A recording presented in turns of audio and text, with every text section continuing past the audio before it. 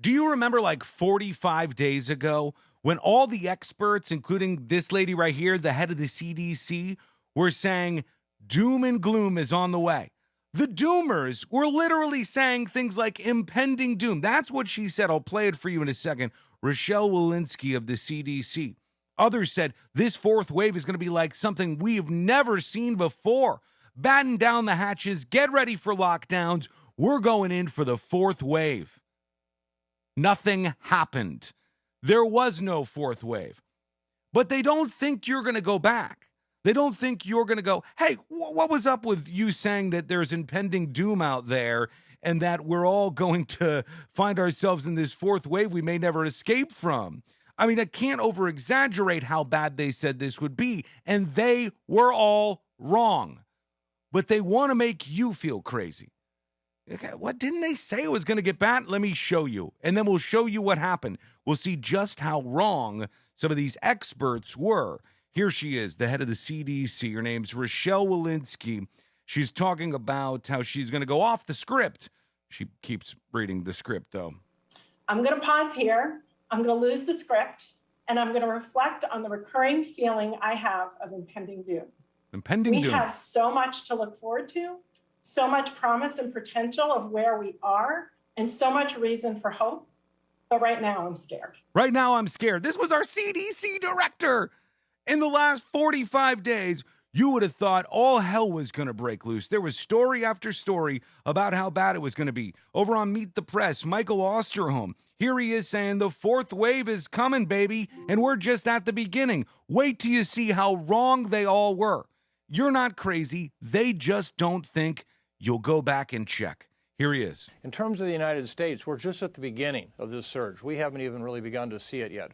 We have had, over the course of the past year, surges of cases that occur in the upper Midwest and the Northeast, and they subside. Then we see big increases in cases through all the southern Sun Belt states. Then it subsides in the Northeast and Midwest come back again.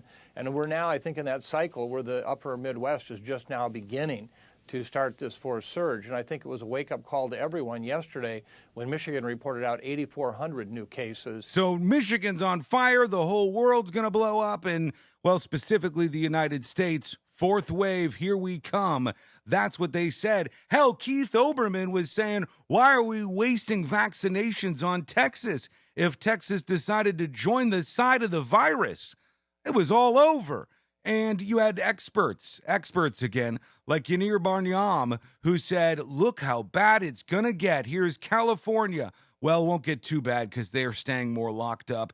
Plus, they have a liberal leadership. Then we look over at Florida. Oh, boy, we'll be on fire with 12,000 cases per day, and we'll have all sorts of issues going on. Every state he had on the rise in a very dramatic way, Georgia in particular, and they were all wrong. Look at this. What does that say?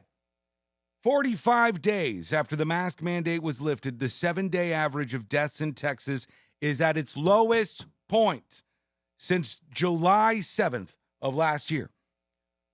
They were all wrong. They were all, even Nate Silver from 538, he said, it's been a month. He's talking about this person here, Yanir Barnyam. And he said, so I'm checking up on this dude's apocalyptic predictions. And yeah, as you might have expected, they were pretty much full of S. And he brings up the actual caseloads. There's California. Where's that fourth wave, folks? There is Georgia. You see a fourth wave there? Here is Arizona. No fourth wave in sight. Here we go, Florida. We're on the downturn right now in cases and no fourth wave anywhere near us. When you look at the CDC data, the cases, the deaths, it is all down to almost as low as it's been since the beginning of this pandemic, and they have it scheduled out through June with not going up much more than it is now. Here are the number of COVID cases right here. These are the number of COVID cases reported. You see that fourth wave? Because I don't. Maybe I need to look a little harder and get in there. I don't see that fourth wave. But did they apologize? God, we got it wrong. Sorry for scaring everybody. You know, did Rochelle Walensky come back on and go, guys, I'm so sorry for saying that I'm scared right now. And we got this fourth wave and impending doom is out there. Reason for hope. But right now I'm scared. Right now I'm scared, she said. Did she come back out and go, guys, I'm not scared anymore, I got that one wrong? No, she absolutely didn't. Another problem is the media outlets will cover when there's some sort of rise in cases, but when those cases come down, well, the amount of stories about them come down too. You never see, oh, well, getting better out there. You only see, here it comes again, just like this. Here's the Sun Sentinel with a story about how hospitalizations continue to rise in Florida. They always want Florida, specifically the Sun Sentinel, they always want Florida to see more of these cases so they continue on as normal with the coverage they've been doing. The doom and the gloom. They always get it wrong.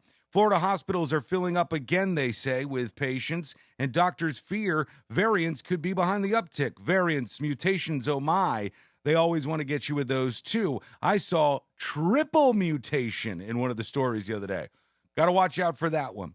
The number of patients hospitalized with the disease has been heading upward all month. Yeah, it's a slight fraction of what it ever was during the heat of this stuff. And these folks who are going to the hospital, guess what? They're younger. And despite what they want to tell you, that's good. Here's Nate Silver again. Younger people making up a growing share of the hospitalizations is a good thing, New York Times. It's because old people are getting hospitalized much less. Yes, the raw number of people who are young being hospitalized is up in Michigan, but not nationally.